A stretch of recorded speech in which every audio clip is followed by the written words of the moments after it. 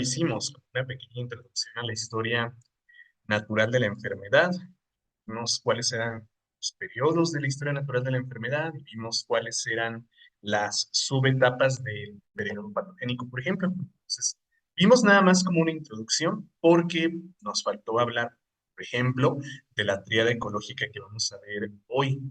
Nos faltó platicar de algunas características que tienen los agentes, nos faltó platicar de los niveles de prevención. Entonces, pues vamos a avanzar con eso el día de hoy para aclararlo, para explicarlo y pues resolver cualquier duda que surja al respecto. Bueno, entonces, dimos como una pequeña introducción de esto en la clase anterior, pero pues lo vamos a definir y lo vamos a explicar con mucho detalle. Entonces, pues el nombre triada lógica pues, hace referencia pues, a que consta de tres elementos necesarios, ¿sí?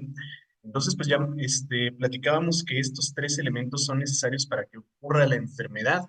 Necesitamos a un agente causal que va a ser, pues como lo dice su nombre, el responsable de la enfermedad, el que causa la enfermedad en un hospedero. Entonces va a ser el que causa la enfermedad, ya sea por su presencia o también su ausencia.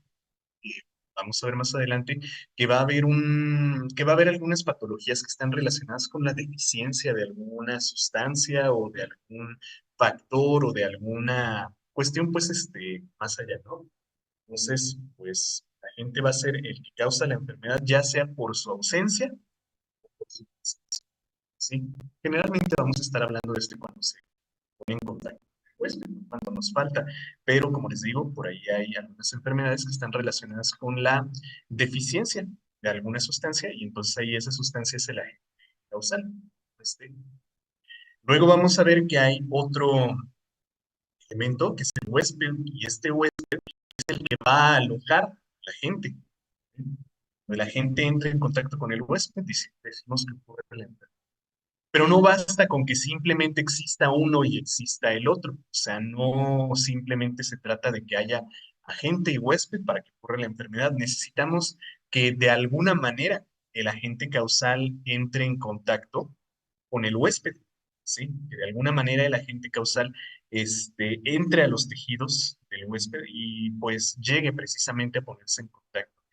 Y pues para que esto ocurra, para que esta interacción ocurra, pues necesitamos un conjunto de variables físicas, químicas, ambientales, climatológicas, sociales, de cualquier tipo, ¿sí? Para que el agente causal de la enfermedad entre en contacto con su huésped, ¿sí? Entonces necesitamos a los tres. Si no están los tres, no puede ocurrir la enfermedad. Siempre vamos a necesitar a los tres. Y pues estos siempre estarán en un equilibrio, siempre, siempre, siempre, ¿verdad? Pero cuando veamos que la gente supera al huésped, pues ahí diremos que ocurre la enfermedad. O cuando el huésped supera a la gente, pues más bien ahí veremos que el paciente, nuestro huésped, pues se encuentra en el estado físico, ¿de acuerdo? Pues necesitamos a los tres, por eso se llama triada ecológica. Y bueno, pues sobre esto ya han visto que les ponen preguntas, ¿no? Preguntas muy simples. Les preguntan simplemente cuál es un elemento de la tríada ecológica. No hay más, solo agente, ambiente y huésped, ¿sí? No hay más, solo esos tres. A ver, me dicen por acá, el periodo de infección no existe, ¿verdad? No. Para la historia natural de la enfermedad, pues recuerden que solamente se trata de el periodo patogénico y el periodo prepatogénico. No hay tal cosa como periodo de infección. Claro que habrá un momento en el que el huésped se volverá infeccioso, o sea, pues que puede transmitir la enfermedad, pero como tal no hay un periodo de infección, ¿de acuerdo? Vamos con el agente. Denme un momento, permítanme.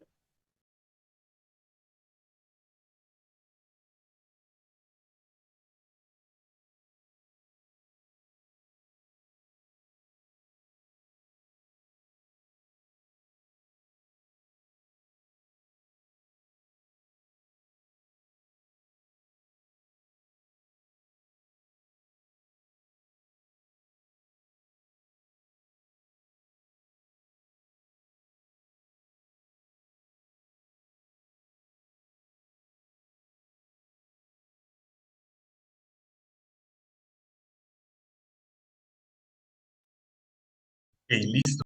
Gracias, chicos.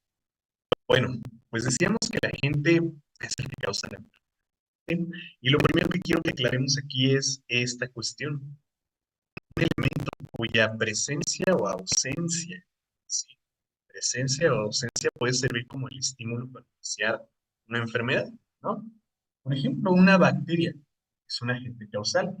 Entonces, cuando está presente en nuestros tejidos, esa bacteria pues nos puede desviar del estado fisiológico, puede empezar a causar daños en nuestros tejidos, que es pues precisamente lo que definimos como una enfermedad, ¿no? Pues, su presencia. Vamos a poner aquí que un ejemplo es una bacteria, ¿no? Como un ejemplo nada más. Hay muchísimos, ahorita los vamos a ver, pero una bacteria. O cuya ausencia también puede servir como estímulo para iniciar la enfermedad. Entonces, ausencia, por ejemplo, vamos a poner aquí la vitamina C. ¿Sí? Entonces, si no hay vitamina C, pues vamos a tener por ahí algunos trastornos, por ejemplo, de la regeneración de tejidos. Ya ven que decíamos que la vitamina C estaba relacionada con la producción de colágeno, ¿no? Entonces, pues todo lo que tenga que ver con colágeno se va a ver muy, deteriorado, perdón, en ausencia de vitamina C. Así que, si no hay vitamina C, podemos también entrar en un estado patológico y desarrollar precisamente una patología. ¿Se acuerdan cuál era la enfermedad que estaba relacionada con la deficiencia de vitamina C? Entonces, la presencia de una bacteria puede causar una infección y llevarnos al estado patológico. La ausencia de vitamina C puede causar escorbuto y desviarnos del estado fisiológico, ¿sí? Entonces, un agente va a ser una sustancia o un microorganismo, o no sé, que esté o no esté, puede causar una enfermedad, ¿sí? También piensen, por ejemplo, en la biota normal de la mucosa intestinal. Si esa biota normal no se encuentra, pues con infecciones por otro tipo de patógenos, ¿no? Entonces también hay bacterias que cuando no están presentes en nuestro organismo, nos hacen más susceptibles a enfermedades. En el caso de las mujeres, por ejemplo, la biota normal de la mucosa vaginal, que produce, un ambiente ácido para evitar el desarrollo de otras bacterias, ¿sí? Entonces, un agente puede causar la enfermedad cuando está presente, pero también puede causar una patología cuando está ausente. ¿Sí? Entonces ahí tenemos algunos. Ok. Entonces, estos agentes pueden ser sustancias, pueden ser fuerzas, animadas o inanimadas, pueden ser microorganismos, pueden ser un montón de cosas, ¿no? Que van a causar la enfermedad, que van a iniciar, que van a perpetuar un proceso patológico. Entonces, pues todos estamos conscientes, chicos, de que estos microorganismos serán de tres tipos: físicos, químicos y biológicos, ¿sí? Vamos primero, ¿no? Un agente biológico, eh, pues su nombre lo dice, biológico, es algo que tiene vida, ¿no? Pero hay que tener mucho cuidado con el concepto aquí, porque podemos pensar, pues un ser vivo va a ser, por ejemplo, un animal o una planta, ¿no? Pero aquí, con agentes biológicos, nos vamos a referir exclusivamente a microorganismos, ¿sí? Entonces vamos a poner aquí un agente biológico, es aquel que tiene vida, es un ser vivo, pues, es un ser vivo. Y estos seres vivos, pues les decía, podríamos pensar que son animales, ¿no? O que son plantas. Pero bueno, o sea, pues a pesar de que sí un animal o una planta es un ser vivo, no lo vamos a tomar en cuenta desde este punto de vista. Ahorita vamos a ver cómo vemos más bien a plantas o animales. Entonces, estos van a ser seres vivos, sí, pero microscópicos, microorganismos. ¿Y cuáles son estos microorganismos, chicos? Las bacterias, los hongos y los parásitos, incluyendo también a los virus, porque luego por ahí ya saben que hay un debate de que si los virus son o no son seres vivos. Bueno, brincándonos ese debate, los virus también los vamos a contar como este tipo de...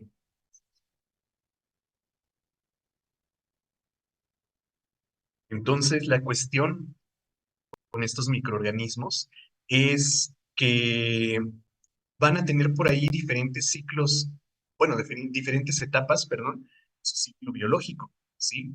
Y pues veremos que tienen que ser transmitidos de un individuo a otro. Por eso decimos también que son agentes infecciosos. Vamos a poner aquí una palabra complementaria, son infecciosos, ¿sí? ¿Qué significa eso? Pues que pueden ser transmitidos de un individuo a otro por medio de una cadena epidemiológica, ¿sí? Entonces, pues, agentes biológicos son solamente seres vivos, pero microscópicos. ¿Cuáles son estos seres vivos microscópicos? Bacterias, virus, hongos y parásitos, ¿de acuerdo? Microorganismos que cuando entran en contacto con mis tejidos, pueden ser capaces de causar la enfermedad, pueden desviarme del estado fisiológico y causar una patología, ¿de acuerdo? Pero también vamos a tomar por aquí algunas otras opciones, ¿sí? Todos los microorganismos, pero también los productos de su metabolismo, ¿sí? Bacterias, virus, hongos o parásitos, sobre todo estos dos, bacterias y hongos, pero contando también productos de su metabolismo, ¿sí? Y estos productos de su metabolismo son a los que les llamamos toxinas, ¿sí? Estas son las llamadas toxinas. Y estas toxinas pues, también van a ser capaces de causar enfermedad, ¿sí? Porque, por ejemplo, en la cuestión de las bacterias, ¿no? Hay muchas bacterias que viven en nuestras superficies, ¿no? Viven, por ejemplo, en nuestra piel. Y esas bacterias, pues en realidad no nos van a estar causando enfermedades, ¿sí? A menos pues que se descontrole la población bacteriana, ¿no? Pero hay algunas bacterias que cuando metabolizan, por ejemplo, a nuestros ácidos grasos, ¿sí? Que eliminamos por medio de las glándulas sebáceas, este, pues van a metabolizarlos para producir a las llamadas toxinas, ¿no? Y esas toxinas serían las que nos van a causar la enfermedad. No tanto la bacteria, sino la toxina que produce, ¿no? O, por ejemplo, los clostridios que producen a la toxina botulínica, ¿no? Una toxina que nos puede causar la muerte con una concentración muy, muy, muy baja. Entonces, no es tanto la infección por ese clostridio, sino la toxina que causa la enfermedad, ¿no? O en el caso de los hongos, am, por ejemplo, han visto que hay unos hongos que son como pigmentados, ¿no? Los han visto, por ejemplo, en sus alimentos. ¿No les ha tocado ver así como piensen, un pedazo de pan, una fruta, un alimento, pues, en el que ven una pequeña colonia de hongos, por ejemplo, de color rosa, ¿no? Y bueno, decimos, ah, pues voy a quitar ese pedacito de color rosa y ya quité al hongo y todo el alimento me va a servir. Pues no, porque recuerden que eso que vemos en el exterior del alimento es solamente el micelio reproductivo. El hongo como tal, el micelio vegetal, ya está disperso en todo el sustrato, que en este caso sería el alimento. Bueno, pues hay algunos hongos que en estos alimentos pueden producir toxinas que nos van a enfermar. Entonces no basta, por ejemplo, con un hongo, darle nada más el pedacito en donde vemos la colonia, porque ya está disperso en todo el alimento y ya está produciendo toxinas. Entonces, pues no va a ser tanto el hongo el que nos va a causar la enfermedad, sino la toxina producida por el hongo. Entonces, pues no basta con nada más quitarle ahí al alimento el pedacito que se ve que está como en mal estado y ya comerme todo lo demás. No, todo el hongo ya está disperso, está produciendo toxinas. Los parásitos y los virus no suelen producir este tipo de sustancias, pero pues bueno, hablamos pues también de las toxinas o agentes vivos, ¿de acuerdo? Entonces, pues aunque nos suene un poco contradictorio, aunque nosotros podamos pensar que, bueno, una toxina es una sustancia química y entonces lo podemos clasificar de otra forma, pues no. Toxinas, que son sustancias químicas producidas por las bacterias y los hongos, también los clasificamos como agentes, ¿perdón? Y hablando pues de agentes químicos, de sustancias químicas, vamos a los agentes químicos. Ahorita regresamos a los físicos, porque les quiero explicar con más detalle, porque luego sí se nos llegan a confundir. Los agentes químicos, pues van a ser precisamente sustancias químicas, ¿sí? Sustancias químicas que inherentemente tengan la capacidad de producir la enfermedad, ¿sí? Inherentemente, o sea que por solo existir, pues, ya tengan la capacidad de causar un daño. Porque, pues, esto ya lo hemos platicado mucho, ¿no? Desde el inicio de este curso, ustedes me han escuchado decir, la dosis hace al veneno, ¿sí?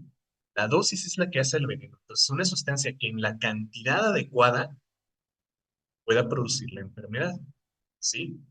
Porque, por ejemplo, yo puedo consumir, no sé, 500 miligramos de cafeína en un día.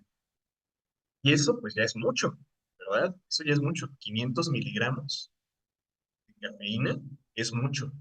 Pero no es una dosis que pueda, que no pueda, perdón, no es una dosis que pueda resultar letal. De hecho, todas las sustancias, absolutamente todas las sustancias tienen su dosis letal. ¿Saben cuál es la dosis letal de la cafeína? Son 10.000 miligramos. ¿Sí? Esa es la dosis letal de cafeína. Una cantidad adecuada de cafeína, unos 500 miligramos por ejemplo, me va a causar una vasoconstricción, perdón, una vasodilatación, ¿sí? Y esa vasodilatación va a permitir la entrada de sustancias más fácilmente a mis tejidos, ¿no?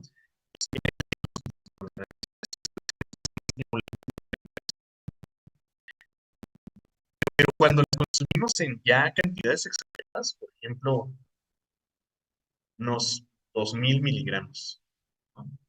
Va a causar los efectos contrarios, una vasoconstricción, que lo que va a hacer es aumentar la tensión arterial, va a causar incluso una taquicardia, va a aumentar, perdón, va a disminuir la eficiencia de nuestro de nuestro sistema inmunológico y de nuestro sistema nervioso central.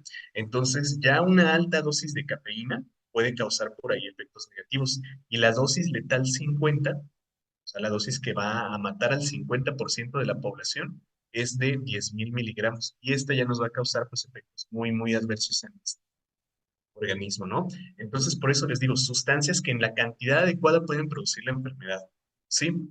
Pero pues no creo que exista nadie que se ande metiendo a su cuerpo 10 gramos de cafeína, ¿sí? 10 gramos de cafeína, pues no. Por eso les pongo aquí una sustancia química que tenga la capacidad inherente, ¿sí? Tenga la capacidad inherente, si es así, inherente, ¿no? Inherente. Bueno, a ver, ahí corrijan ustedes. Que tenga la capacidad inherente de, pues, causar la enfermedad, ¿sí? Porque, por ejemplo, hasta el agua, ¿no? Hasta el agua puede ser tóxica. Hasta el agua, nos puede causar una enfermedad. Si yo me tomo unos 5 litros, 5 minutos, pues voy a causar desequilibrios electrolíticos en nuestro cuerpo y también podemos llegar a una enfermedad, ¿no? O causar un infarto al miocardio, una insuficiencia cardíaca. Entonces, pues, sí hay sustancias, o bueno, pues mejor dicho, todas las sustancias, todas las sustancias pueden llegar a ser tóxicas en la cantidad adecuada. Por eso siempre les he dicho, la dosis hace el veneno, ¿no? Pero para un agente causal de una enfermedad, pues más bien nos referimos a una sustancia que tenga esa capacidad propia, ¿sí? Una capacidad interna, una capacidad de ella misma, pues, de causar la enfermedad. Entonces, pues, más bien a eso nos referimos. Porque pues no creo que haya nadie que se vaya a andar tomando 10 litros de agua en un periodo de tiempo muy corto, ¿no? Entonces, agentes químicos nos referimos a la capacidad pues, de una sustancia de producir, ¿no? La capacidad inherente que tiene una sustancia. Ahora, aquí podríamos hablar, por ejemplo, de ahora sí plantas o animales, ¿no? Entonces, estas sustancias químicas pueden venir también, vamos a ponerlo aquí, del metabolismo de plantas o animales, ¿sí? Ya ven que por ahí tenemos plantas, ¿no? Que pueden producir toxinas. Por ejemplo, la ricina. que resulta del metabolismo de una flor que crece en los desiertos del norte de nuestro país. Entonces, ese veneno, esa sustancia, pues, es una sustancia química que es capaz de causar la enfermedad a, a nuestros huéspedes, ¿no? Que es capaz de producir cambios fisiológicos en nuestros tejidos. Entonces, aquí es donde ahora sí entrarían las plantas y los animales como seres vivos, pero no tanto capaces de causar la enfermedad, ¿sí? Ahí más bien hay que tomar en cuenta algunas otras cuestiones. Ahorita vamos a ir platicando de eso, ¿no? O ya ven que hay animales que producen sus propios venenos, ¿no? Por ejemplo, los insectos, algunos insectos, arácnidos, artrópodos, moluscos, reptiles, no sé. Piensen, por ejemplo, en arañas, serpientes, en los pulpos que tienen ahí, por ejemplo, un tipo de toxina muy venenosa, no sé, animales, pues, que por su propio metabolismo son capaces de producir un veneno y ese veneno lo vamos a clasificar como una sustancia química que tiene la capacidad inherente de causarnos la enfermedad, porque pues estos venenos van a necesitar una pequeña cantidad, ¿sí? No necesito que entren 20 litros de veneno a mi cuerpo para que causen la enfermedad, una pequeña cantidad, ¿sí? Porque tienen la capacidad inherente de causar la enfermedad, ¿sí? Y lo mismo algunas plantas. ¿Sale? Entonces, por eso les decía, los agentes biológicos son seres vivos, sí, pero microscópicos. Cuando hablamos, por ejemplo, del daño que me puede causar una sustancia producida por un animal o por una planta, estamos hablando de sustancias químicas. ¿Sale? Bueno, vamos con otros que también causan por ahí mucha confusión, que son los físicos. Permítanme tantito, esperen.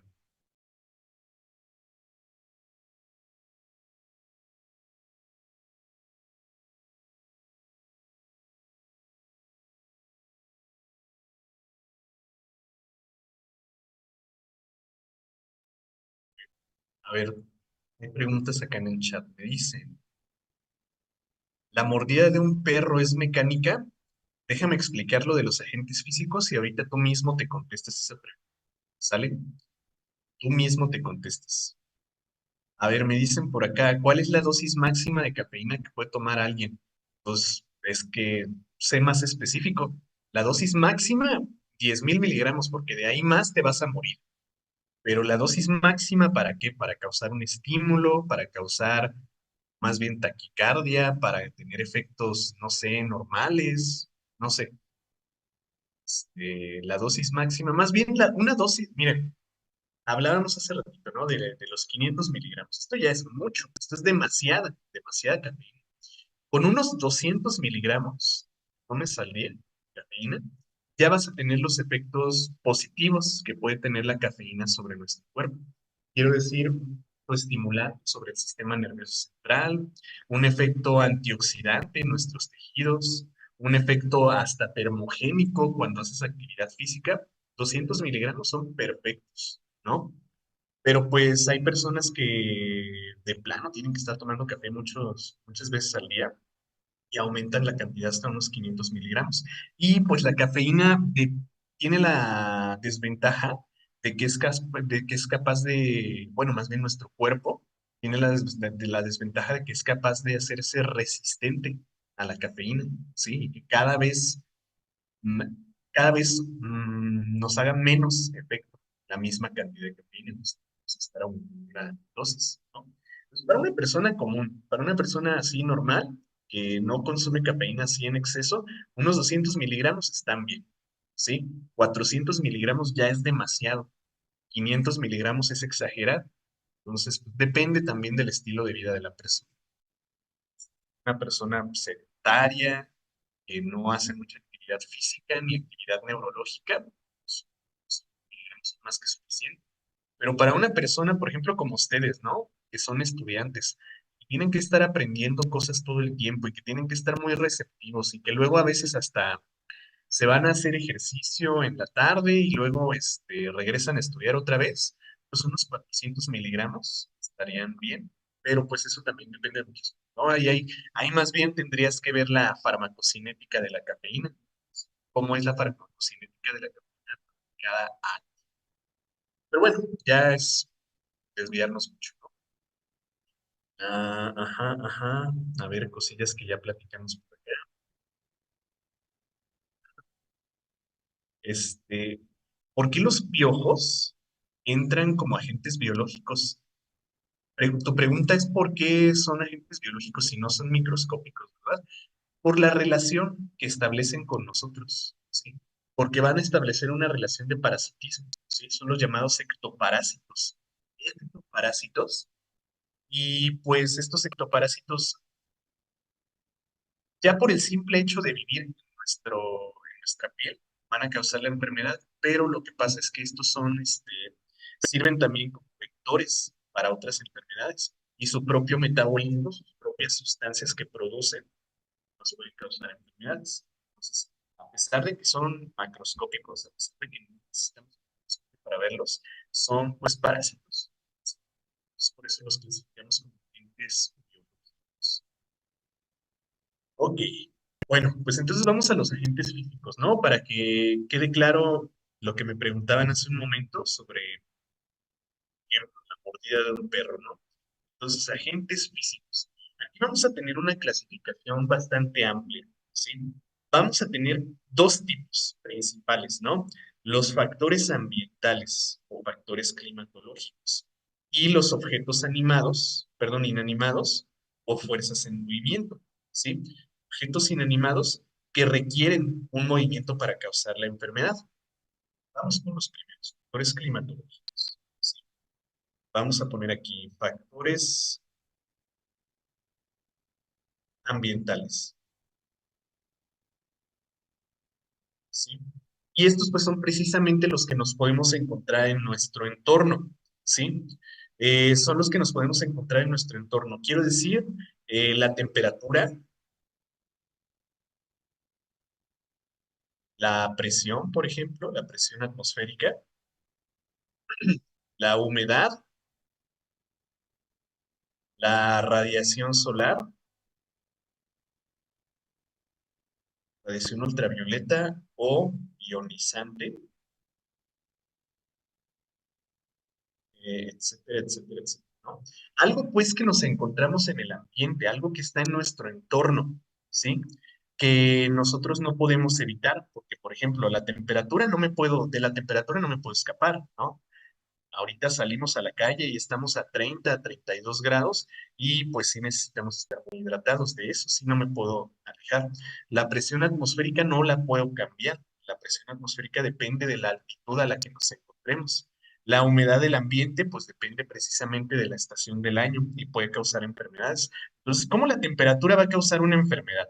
Por ejemplo, la temperatura alta, ¿no? Una alta temperatura que, por ejemplo, puede causar una quemadura, ¿no? Si yo me expongo a un objeto que se encuentra a una temperatura elevada, bueno, pues voy a resultar con una quemadura, ¿no? Entonces, objetos a alguna temperatura, a alguna alta temperatura, podrían causar una quemadura. La temperatura ambiental, pues también, ¿no? Va a ser un factor que puede causar, por ejemplo, la deshidratación o que puede causar los llamados golpes de calor. La presión atmosférica va a estar afectando directamente a nuestro intercambio de gases, a nuestra hematosis que ocurre en nuestros pulmones. La humedad, cuando estamos en un ambiente muy seco, puede, por ejemplo, de secarse precisamente una mucosa, por ejemplo, la mucosa nasal. Al estar respirando aire muy seco, podemos irritar la mucosa nasal y causar por ahí una faringitis. La radiación ultravioleta, que puede causar daños a nuestro ADN al incidir a nuestras células, y la radiación ionizante, que no es algo a lo que nos expongamos comúnmente, ¿verdad? Pero esa radiación ionizante puede también causar daños en nuestro ADN. Entonces, son factores ambientales que nos podemos encontrar precisamente en nuestro entorno, ¿no? A ver, veo muchas preguntas en el chat.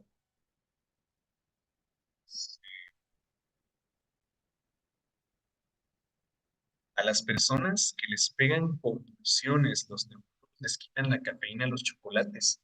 Ah, porque son dos alcaloides, ¿sí? Dos alcaloides que estimulan mucho al sistema nervioso. Entonces, eso de las convulsiones son precisamente sobre estímulos del sistema nervioso. Entonces, pues, se debe retirar ese tipo de alimentos. ¿El herpes y la varicela son biológicos? Pues sí, al ser causados por virus, porque el herpes es causado por un virus, la varicela es causada por un virus, sí, son agentes biológicos. ¿Cuáles son las consecuencias de la cafeína? Pues consecuencias de una dosis aumentada, ya la platicamos, ¿no? Un sobreestímulo del sistema nervioso central, una vasoconstricción, un aumento en la tensión arterial, una taquicardia y a veces hasta un infarto cardíaco. Pues te digo, para que ocurran esas consecuencias, debes tomar cantidades muy grandes, ¿sí? Ondas sonoras y electromagnéticas, exactamente, hablando pues precisamente de radiación. Vamos a poner aquí también las...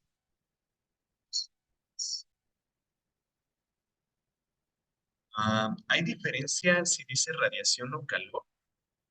Mm, Pues, o sea, diferencia entre la magnitud termodinámica de la que hablamos definitivamente, ¿no? Pero no, sería el mismo tipo de factor. Si hablamos pues de factor físico, no, son factores físicos. Ya, si hablamos de la magnitud termodinámica, que es la radiación o es el calor, pues sí, sí habría muchas. Pero no, no vayas tan. Dice, ¿cómo se salva una persona con un golpe de calor?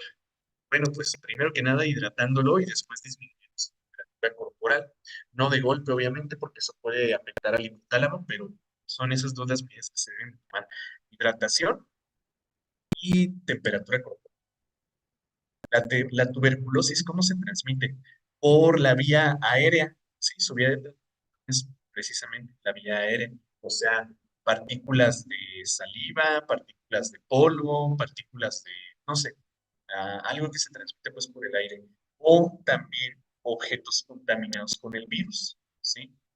Entonces, si una persona con tuberculosis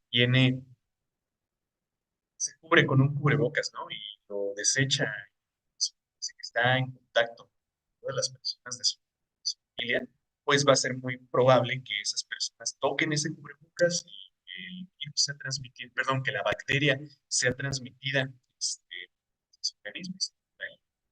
Pero principalmente pues la vía aérea. Otra pues son los focos. Bueno, entonces pues factores ambientales. Ahorita vamos a hablar de eso, de las vías de transmisión. Ahorita vamos a eso. Factores ambientales, pues, son todos los que tenemos aquí relacionados, que nos podemos encontrar en el entorno, ¿sí? Algo que va a estar en el exterior y que yo no puedo cambiar, ¿sí? Ahora, tenemos a los agentes mecánicos, ¿sí? Que son objetos inanimados o una cosa aquí, mecánicos. Porque, por ejemplo, ya platicamos, ¿no? De plantas o animales que pueden servir como agentes químicos, ¿sí? Plantas o animales como agentes químicos. Una planta, por medio de su metabolismo, puede producir una sustancia química que tiene la capacidad inherente de causar la enfermedad, ¿sí? Un animal lo mismo. Pero, pues, las plantas y los animales también pueden ser agentes mecánicos. ¿Qué es eso de un agente mecánico? Pues va a ser un agente que requiera de un movimiento, de una fuerza para que cause el daño, ¿sí? Podríamos decirlo también como un intercambio de, de energía, ¿no? Entonces, ¿cómo podría, por ejemplo, una planta servir como un agente mecánico? Piensen, por ejemplo, en una planta que tiene espinas, ¿no? Una planta que tiene espinas que pues va a causar una lesión. Entonces, no nada más por existir esa espina va a estar causando la enfermedad, ¿no? Yo tengo que proyectarme, por ejemplo, contra esa espina, ¿no? Piensen, por ejemplo, que quiero cortarle una rosa a mi crush, ¿sí? Quiero cortarle una rosa a la persona que me gusta, y al ejercer presión sobre el tallo de esa rosa, me pinché el dedo porque ahí había una espina, ¿no? Entonces tuvo que haber una transferencia de energía para que ocurra un objeto. Entonces, ahí estamos hablando de un objeto pulsante. Por ejemplo, una caída, ¿no? Eh, Ay, no sé, no se me ocurre nada. Piensen en una persona que va en una bicicleta, ¿no? Y no sé, pierde el equilibrio y se cae. Entonces, ¿quién causó la lesión ahí? ¿Quién causa la lesión en este caso que les estoy platicando? Pues el suelo, ¿no? Y es un objeto inanimado, un objeto que está ahí existiendo. O piensen que voy pensando en mi crush, ¿no? Voy pensando en la que me gusta, y voy bien distraído, voy soñando despierto y choco con una pared. Entonces ahí voy a causar también una lesión por un objeto inanimado. Entonces, pues a eso nos referimos con agentes mecánicos, los que requieren de un intercambio de fuerzas, ¿sí? Otro ejemplo es el golpe en el dedo chiquito de la cama, ¿no? También, ajá, ese es un tipo de agente mecánico que requiere de un intercambio de energía, ¿no? Cuando yo caigo al suelo, estoy intercambiando la energía cinética que llevo por la aceleración de la gravedad. Cuando, me golpeo con una superficie, pues estoy intercambiando el movimiento de ese, perdón, la energía de ese movimiento. Entonces, por eso le llamamos mecánico, porque requiere de un movimiento, ¿sí? Este, hablábamos también de objetos inanimados, ¿no? A ver, vamos a poner aquí objetos inanimados. Y con esto nos referimos, por ejemplo, ya ven que decíamos hace ratito, la espina de un rosal, ¿no? Ese sería un objeto punzante. Un cuchillo, un objeto cortante, ¿sí? Un martillo, por ejemplo, me dan un golpe con un martillo, me doy un golpe con un martillo cuando estoy clavando algo, un objeto contundente, ¿sí? Una raspada que me hago contra el suelo, una pared, un objeto lacerante, ¿sí? Etcétera, etcétera, etcétera. O sea, pues un objeto que requiere de un movimiento para que ocurra la lesión, ¿no? Que puede que, bueno, no muy, bueno, sí, movimiento, ¿no? Porque, por ejemplo, no me voy a echar yo ahí de cara contra un cuchillo para que ocurra la lesión. No me voy a aventar de cabeza contra un martillo, ¿verdad? Estos deben llevar un movimiento para que causen la lesión, ¿sí? Entonces, pues estos van a ser precisamente eh, objetos inanimados que vamos a clasificar como mecánicos. O decíamos hace un momento, fuerzas en movimiento, ¿sí? Fuerzas en movimiento, pues precisamente lo que necesita un movimiento para que ocurra precisamente la lesión, ¿sí? Entonces, pues todos estos necesitan de un movimiento, todos necesitan de un movimiento para que causen la lesión. Entonces, por ejemplo, hace ratito que hablaban de la mordida de un perro, ¿no? Que me decían, la mordida de un perro, ¿qué tipo de gente sería? Bueno, si es, por ejemplo, una lesión causada por los colmillos del perro, si es una lesión punzante, ¿qué es lo que va a causar la lesión? Pues precisamente el colmillo del perro, ¿no? Que es un objeto punzante.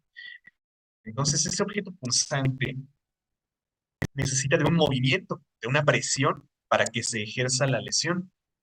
Entonces, la mordida de un perro la podríamos clasificar como un agente físico, como un agente mecánico. La mordida de un perro sería un agente mecánico, requiere de un movimiento. Sí. Entonces, respondiendo a la pregunta de hace un momento, la mordida de un perro eh, es una lesión causada por un agente mecánico, definitivamente. ¿Sí? ¿Por qué? Porque va a ser un objeto inanimado que requiere un movimiento para que se cause, para que ocurra la lesión. ¿De acuerdo? A ver, estoy viendo muchas preguntas por acá. Ah, ay, ya se me perdieron. Problemas como la colitis y la gastritis causadas por un ambiente que causa estrés, ¿qué es lo mejor para poder tratarlo adecuadamente? Vamos a dejarlo para más al ratito, ¿no? Si nos sobra un poquito de tiempo al final, platicamos al respecto de eso, ¿sí? A ver, otro ejemplo. Ah, ya, esa ya la leímos. al quemarse la mano, ¿sería un agente mecánico? A ver, dime tú, cuando te quemaste la mano, ¿fue un objeto en movimiento lo que causó la lesión? Yo digo que más bien fue la temperatura, ¿no? Y la temperatura siendo un factor ambiental, lo tomamos como físico, ¿verdad? Entonces sería más bien un agente físico, ¿sale? A ver, y aquí me ponen otro caso, y si el perro tiene rabia, bueno, si me especifican que es un perro que tiene precisamente rabia y que está transmitiendo ese virus hacia mis tejidos, pues definitivamente se estaría tratando de un agente biológico, ¿sí? Entonces, pues, ese ejemplo, si es más específico que la mordida de un perro con rabia que se transmite el virus, definitivamente estaríamos hablando de un agente biológico, ¿sí? Entonces, ¿sí queda claro qué onda con eso de la quemadura? ¿Sí está claro por qué sería más bien un agente físico? Yo creo que sí, ¿no? Bueno, entonces ahí está, chicos. Ahí está la cuestión. Ahora, hay que saber diferenciar, ¿sí? Saber diferenciar muy bien entre los agentes biológicos, físicos y mecánicos, porque ya vimos, ¿no? Que, por ejemplo, una planta o un animal puede servir como un agente químico cuando produce alguna sustancia, ¿no? Pero también puede servir como un agente físico, ¿sí? Cuando por medio de algún movimiento o de alguna energía se va a causar también una lesión. Y no hay que confundir que las plantas o animales puedan servir como agentes, ¿no? Entonces, pues esto es algo que tenemos que diferenciar muy bien.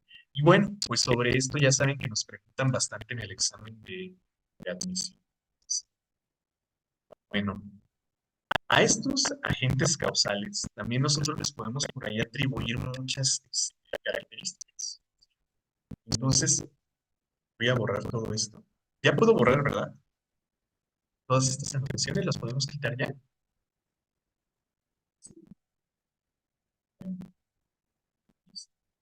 A ver, ¿qué hora tenemos? Ya es medio tarde. Bueno, a ver, ya, o sea, ya no alcanzamos a ver todo esto, ¿no?